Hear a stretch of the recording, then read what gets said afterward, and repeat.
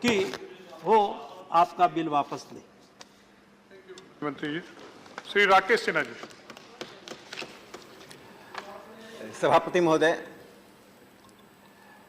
मैं इस सदस्यों का धन्यवाद करता हूं कि एक गंभीर राष्ट्रीय मुद्दे पर गंभीरतापूर्वक बहस हुई। ये और बात है कि माननीय संजय सिंह जी को शांति काल में अशांति पैदा करने की महारत हासिल है और आम आदमी पार्टी ने जितना रोहिंग्या के प्रति आंसू बहाया था, यदि इसका 1000वां हिस्सा कश्मीरी पंडितों के प्रति बहाया होता तो मैं उनको धन्यवाद करता। जो रोहिंग्या को दिल्ली में बसाने के लिए please you continue, please Sanjay Singh ji, please you continue, please Rakesh ji, please Rakesh, please Sanjay Singh ji नहीं, प्लीज नहीं संजय सिंह जी, प्लीज संजय सिंह जी, जब मैं संजय आप बैठिए, माननीय मंत्री जी बोल सुनिए, माननीय मंत्री जी बोल रहे हैं, आप राकेश जी बैठिए प्लीज। माननीय मंत्री जी, ये बात कहां से आ गई थी? ऐसा नहीं चलता है ना। थैंक यू राकेश जी, केवल जो राकेश जी बोल रहे हैं मेरे रिपोर्ट में जाएगा। मैं इस राष्ट्र को इस सदन के माध्यम से याद दिलाना चाहता हूं, जब भारत के ज्ञान परंपरा पर पिछले शुक्रवार को मैं बहस के लिए आया था और मैं सोचा था कि आज राजनीतिक शब्द और राजनीतिक व्यक्ति का नाम नहीं लूंगा, राजनीति में होते हुए भी गैर राजनीतिक तरीके से बहस करूंगा, तब क्या हुआ था? कश्मीर फाइल्स पर संजय सिंह जी डिस्कशन करना शुरू कर दिए थे। हमें भी राजनीति करनी आती है, यदि आप राजनीति करेंगे तो आम आदमी पार्टी को मैं ऐसा डिकोडिंग करूंगा कि आप सदन छोड़कर चले जाएंगे। आम आदमी पार्टी ने देश में राजक राजनीति की शुरुआत की है। आम आदमी पार्टी ने देश में राजक राजनीति की शुरुआत की है और Arvind Kejriwal will be known in the history for master of anarchy. और आप जिस तरह से पंजाब की राजनीति को आगे बढ़ा रहे हैं। बैठिए प्लीज, संजय सिंह जी, प्लीज बैठिए, आप बैठिए प्लीज, आप बैठिए, राकेश जी, अच्छा आप बैठिए प्लीज, राकेश जी, विषय पर मैं विषय पर आने से पहले घटना का जिक्र करना चाहता हूं। एक सांसद होने के नाते घटना का जिक्र करना चाहता हूं। सभी को ध्यान रखना चाहिए। कुछ महीने पहले दिल्ली विश्वविद्यालय शिक्षक संघ और कर्मचारी संघ के कुछ सदस्यों के साथ, जिसमें मार्क्सवादी कम्युनिस्ट पार्टी के पूर्व शिक्षक संघ के अध्यक्ष, कांग्रेस पार्टी के शिक्षक संघ के पूर्व अध्यक्ष आदित्य नारायण मिश्रा, राजीव रे सीपीएम के थे और हमारी संस्था जो डूटा पर जीती है, चुनाव जीती है, AK बागी, मैं भी उसमें शामिल था। कर्मचारी संघ के अध्यक्ष शामिल थे। मैं माननीय अरविंद केजरीवाल के दरवाजे पर मैं बोलूंगा, मैं जवाब दूंगा जो देखिए आप नेम नहीं कर सकते जो सदस्य माननीय जयराम रमेश तब कहा थे जब संजय सिंह जी, आप नाम नहीं ले सकते, तब आप कहा थे जब संजय सिंह जी पर हमला कर रहे थे। सदन में जो बात उठेगी उसका जवाब मिलेगा। आप राजनीति करें, मैं धर्म ज्ञान का प्रवचन करूं, आप पॉलिटिक्स करेंगे और मुझे कहते हैं आप गैर पॉलिटिक्स। राकेश जी आप विषय पे सदन को मैं अपनी चेयर पर एड्रेस करिए। सभापति महोदय, दिल्ली विश्वविद्यालय के सम्मानित शिक्षक नेता और एक सांसद, मैं एक सांसद हूं। You continue please. मैं राष्ट्रपति जी के द्वारा एक नॉमिनेटेड सांसद हूं। मैं शिक्षा के विषय को लेकर एक मुख्यमंत्री के दरवाजे पर 1.5 घंटे तक सड़कों पे धूप पे खड़ा रखा गया, पानी नहीं दी गई, अंदर फैसले की बात नहीं कही गई। ये अरविंद केजरीवाल की पूरी राजनीति देश में राजनीति है। आप जो सदस्य नहीं है उनका नाम नहीं ले सकते आप, प्लीज आप बार अब मैं अपने विषय पर आता हूँ। प्लीज आप प्लीज ये व्यवस्था मैं दूंगा। संजय सिंह जी मैं दूंगा। मैं तो सिर्फ मैं अपने विषय पर आता हूँ। राकेश जी प्लीज आप बैठिए प्लीज आप बैठिए अच्छा आप बैठिए ना प्लीज, नहीं आप बैठिए प्लीज। संजय सिंह जी आप क्या नाम? सभापति महोदय, आप विषय पर नहीं प्लीज आप बैठिए। सभापति महोदय, अच्छा आप बैठिए प्लीज। मुझे खुशी है, मुझे प्रसन्नता है कि सदन ने अनेक पक्ष पर विमर्श किया है। मेरा एक मूल उद्देश्य यह भी था कि यह जो गैर राजनीतिक एक राष्ट्रीय प्रश्न है, इस पर सदन पे गंभीरता से विचार हो। 2-3 पक्ष है जिसको मैं रखना चाहता हूं। माननीय भूपेंद्र जी ने ठीक कहा कि अति महत्वपूर्ण विषय पर विचार हो, और माननीय मंत्री जी ने जिस प्रकार से तथ्यात्मक और प्रधानमंत्री नरेंद्र मोदी जी के नेतृत्व में 2014 के बाद से सामाजिक क्षेत्र में, लोक कल्याण के क्षेत्र में व्यापक और आधारभूत तरीके से परिवर्तन लाया है, जिसके कारण देश के जिन वृद्धों की चिंता माननीय जयराम रमेश जी कर रहे थे, मैं बता देता हूं कि भारत में 70 की आयु के वृद्ध जो आर्थिक रूप से सक्रिय हैं, दुनिया में सबसे बड़ी संख्या भारत में 82% लोग हैं जिनकी आयु 70 साल की है और आर्थिक रूप से सक्रिय है।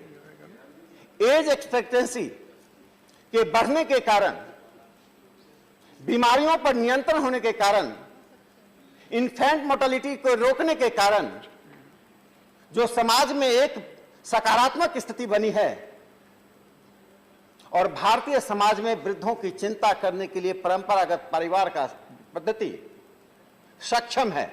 जहां जहां परिवार की पद्धति समाप्त हुई है, जिसको हम पुनर्जागृत करना चाहते हैं कुटुंब प्रबोधन के नाम पर, वहीं वहीं यह समस्या आई है। और भारतीय समाज इसके लिए जागरूक है कि हमारी स्थिति वह नहीं हो कि अमेरिका के वृद्ध को गोवा में रखकर उनकी सेवा करवाई जाए और हमारे मजदूर अरब कंट्री में जाकर वहां से पैसा लाने के लिए मजदूरी करने जाए। हम दोनों ही स्थिति को लाना नहीं चाहते हैं। एक सभ्य और लोकतांत्रिक समाज अपने समाज को स्वयं के आधार पर, स्वयं के संसाधनों के आधार पर, स्वयं के श्रम के आधार पर, स्वयं की दृष्टि के आधार पर अपने को समृद्ध करता है। उसी समृद्धि की ओर मैं बढ़ाने के लिए मैं इस बिल में एक बहस चाहता था। 3 बिंदुओं पर मैं देश का ध्यान आकृष्ट करना चाहता हूं सदन के द्वारा। पहली बात, डेमोग्राफिक डिस्कोर्स में काफी परिवर्तन आया है।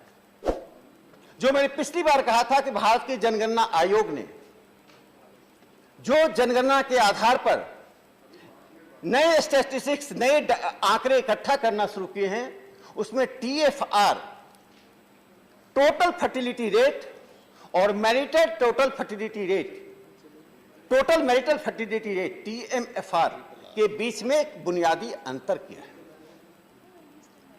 मैंने पिछली बार अपने बहस में कही थी, लेकिन मैं इस बात को दोहराना चाहता हूं चूंकि बहुत ही महत्वपूर्ण विषय है। हमारे स्वास्थ्य मंत्री जी बैठे हुए हैं। TMFR इसलिए इंपॉर्टेंट है भारत के लिए कि दुनिया के सभी देशों में जो टोटल फर्टिलिटी रेट की जो व्यवस्था की गई थी, उसका कारण था एक महिला अपने प्रजनन आयु में कितने बच्चे को जन्म देती है। ये TFR की परिभाषा है। सभापति महोदय, आपको आश्चर्य होगा, जिन लोगों ने अध्ययन किया है उन्हें आश्चर्य नहीं होगा, लेकिन हम सबको, मैं बहुतों को इस बात का आश्चर्य होगा। कोलंबिया में 84% बच्चे परिवार व्यवस्था से बाहर जन्म लेते हैं, यानी विवाह से पूर्व मां जन्म देती है। अमेरिका में यह संख्या 40% है। OECD के 11 देशों में, चिली में, डेनमार्क में, एस्टोनिया में, फ्रांस में, नॉर्वे, नीदरलैंड में, स्लोवेनिया में, स्वीडन में यह संख्या 41% है। इंग्लैंड का मैं एक आंकड़ा देना चाहता हूं। विवाहित मां से 2020 में 3,29,000 और अविवाहित मां से 2,77,000 बच्चे पैदा हुए थे। यहां तक कि पुर्तगाल में 50% बच्चे अनमैरिड मदर से पैदा होते हैं। इसलिए TFR का जो कंसेप्ट है, वह कंसेप्ट, वह अवधारणा उनकी अपनी परंपरा के अनुसार है। मैं उस परंपरा का कोई नकारात्मक पक्ष नहीं देखता। उनकी जो भी परंपरा, उसके आधार पर TFR बनाया। हमारे यहां जो बच्चों का जन्म होता है, साधारणतया विवाह के बाद होता है। इसलिए जनगणना आयोग ने टोटल मैरिटल फर्टिलिटी रेट, एक विवाहित महिला अपने प्रजनन आयु में कितने बच्चे को जन्म देती है, वह महत्वपूर्ण है। इसलिए जनसंख्या 2.1 पर आने के बाद भी जो जनसंख्या का मैग्नीट्यूड बढ़ रहा है, जनसंख्या का मैग्नीट्यूड बढ़ रहा है, उस बढ़ते हुए मैग्नीट्यूड का यही कारण है कि हमने टीएमएफआर की ओर ध्यान नहीं दिया है। आज हमें टीएमएफआर की ओर ध्यान देना पड़ेगा। टीएफआर के कंसेप्ट से टीएमएफआर का कंसेप्ट कैसे है, कैसे जनसंख्या पर आता है। दूसरा जो महत्वपूर्ण पक्ष है, मैं सिर्फ एक जवाब देना चाहता हूं। केरल के साथियों ने कहा, मैंने अपने बिल में कहीं भी हिंदू मुस्लिम शब्द का प्रयोग नहीं किया, किसी धर्म का नाम नहीं लिया, ना ही मैंने अपने भाषण में उस धर्म का नाम लिया था। लेकिन एक समाज में विमर्श करते समय हमें किसी बात को तथ्यात्मक रूप से बोलने से डरना भी नहीं चाहिए। यदि मैंने हिंदू शब्द बोल दिया, मुस्लिम बोल दिया, क्रिश्चियन बोल दिया, पारसी बोल दिया, तो कोई असंवैधानिक नहीं हो जाता। हम जब वो डाटा इकट्ठा करते हैं, मनोज झा जी बार बार जातिगत जनगणना के लिए शोर मचाते रहते हैं। तो धार्मिक जनगणना जब धार्मिक जनगणना होती है, धार्मिक जनगणना जब होती है, तो धार्मिक जनगणना होने पर मैं एक आंकड़ा देना चाहता हूं। केरल के मित्र हमारे नहीं है, चले गए बहस करके। 1901 से लेकर 2011 तक 11 डिकेड्स में हिंदुओं की जनसंख्या 13.8% घटी है, वहां पर एक मुस्लिम की जनसंख्या 9.8% बढ़ी है। ये तथ्यात्मक बातें हैं। बढ़ी अच्छा, बढ़ना अच्छा है या खराब है, मैं इस पर नहीं जाता हूं, लेकिन उस तथ्य से आप मुंह नहीं मोड़ सकते हैं। 2001 से 11 के बीच में वेस्ट बंगाल में 13 डिकेडल ग्रोथ रेट जो जनसंख्या का है वो 13.5% है। और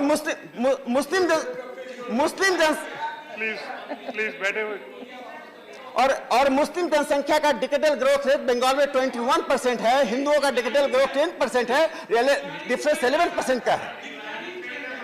मैं ट्रेंड की बात, आप ट्रेंड में, मनोज जी प्लीज, केरल में प्लीज, नहीं प्लीज, आप उस तथ्य को सुनिए, प्लीज तथ्य को सुनिए।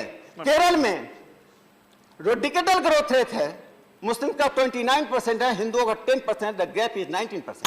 तो मैं सिर्फ तथ्य की बात कर रहा हूं, आपके लिए स्वागत योग्य है या नहीं है मैं इस पर नहीं जाता हूं, ना मैं स्वागत करता हूं ना विरोध करता हूं। तथ्य को आपके सामने रखता हूं। आंख बंद करने से तथ्य बदलता नहीं है।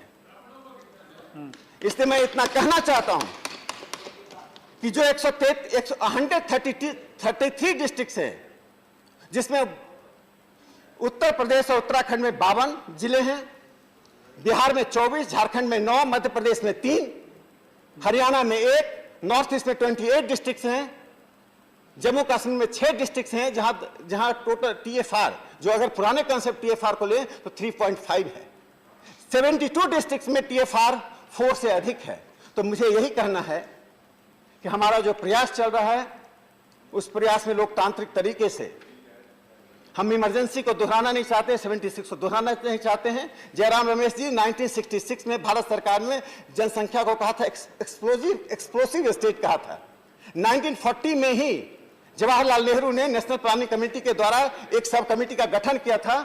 तो मैं इतना ही कहना चाहता हूं कि जनसंख्या नियंत्रण पर गंभीरता से जो प्रयास चल रहा है, उसके लिए मैं आशान्वित हूं। मुझे पूरा विश्वास है, धर्म, जाति, क्षेत्र, भाषा से ऊपर उठकर हम अपनी जनसंख्या को नियंत्रित कर पाएंगे और इस देश को एक सुखमय राष्ट्र की ओर ले जाने का प्रयास करेंगे, जिसमें रोहिंग्या का स्थान नहीं होगा, इस देश के लोगों का स्थान होगा। इस देश के लोग अपनी समृद्धि के साथ रहेंगे। धन्यवाद। धन्यवाद। Now, Shri Rakesh Sinha ji, are you withdrawing the bill? सभापति महोदय, मैं अपने बिल को विड्रॉ करता हूं।